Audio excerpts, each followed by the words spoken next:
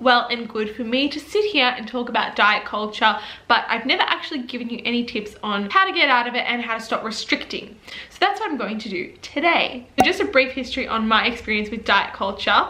I mistreated myself for a very long time, and it wasn't exactly intentional. Growing up, I assumed that restriction was the same thing as health, and as a result, I would restrict the food I ate and exercise vigorously in the name of health. I'd kill for just one slice of bread. I've now come to realize that that is not true, and that health comes in all different shapes and sizes. But I'm still working on breaking free of diet culture, and it has taken me a little while to get there. But here are 5 tangible tips that have helped me along the way. Tip number 1, get rid of the scale. Get rid of the scale. You do not need it. Firstly, weighing yourself is not a measure of health, and it's not even a true indication of like fat loss if that's what you're after. It's a numbers game, and it can really play with your mind, especially if you're that way inclined that you become obsessed with numbers. I'm definitely like that, and for a lot of people the scale really doesn't add value to anything that you do. I mean, it's just a number. It's not telling you how healthy you are, it's not telling you how much energy you have, it's not giving you an indication of your relationship with food. It's simply not helpful. It's an outdated way to measure a person's health that has about 0% accuracy. On top of all of that, it doesn't factor in your water weight, your muscle density. Doesn't factor in any of that, so therefore I recommend getting that scale and popping it in the bin.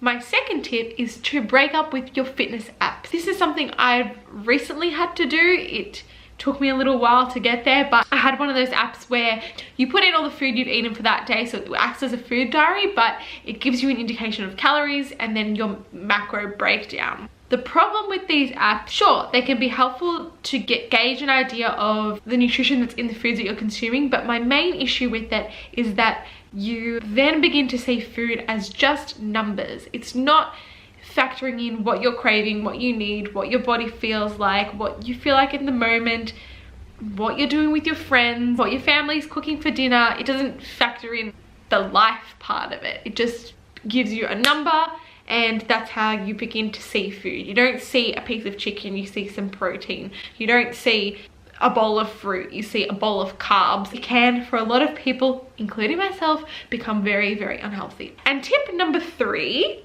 that's 6. But number 3, to unfollow anyone on social media that makes you feel bad about yourself.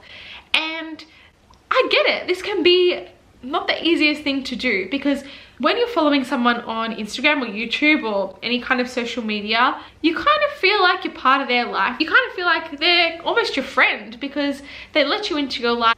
You meet their dog, you meet their boyfriend, you meet their baby, you meet their family, you see their ups, you see their downs, and you begin to like form almost a relationship with this person. But then when they're posting photos of their food or their exercise routine and it makes you feel bad about yourself, that's when you kind of have to cut off the bad friend. Because sure, their life might be interesting, but if they're making you feel bad about yourself, then they're kind of like a bad friend. If you had a friend that constantly made you feel bad about your life choices, you kind of want to cut them out of your life. It's the same with the social media influencer. Just because they're on your screen and not in front of your face, it doesn't mean they're not doing harm to you. And I mean, even if you want to unfollow someone for a short period of time and then you feel strong enough to go back to them, then fine. But step 1, unfollow anyone that isn't sparking joy.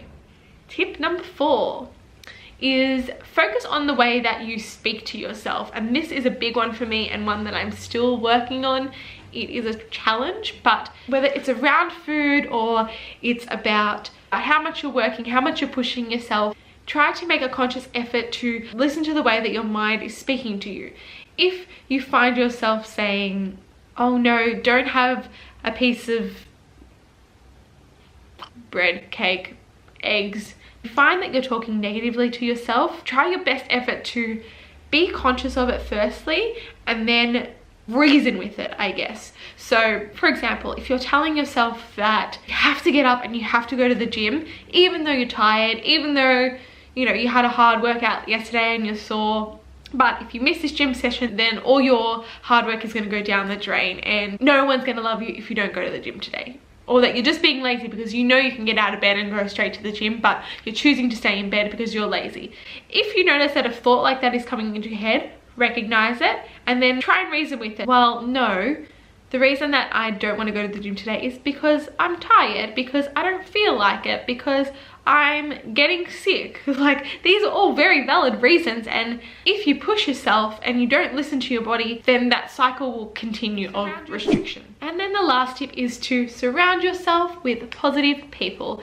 It makes a world of difference when you surround yourself with people that lift you up rather than those who bring you down. Find people that encourage you.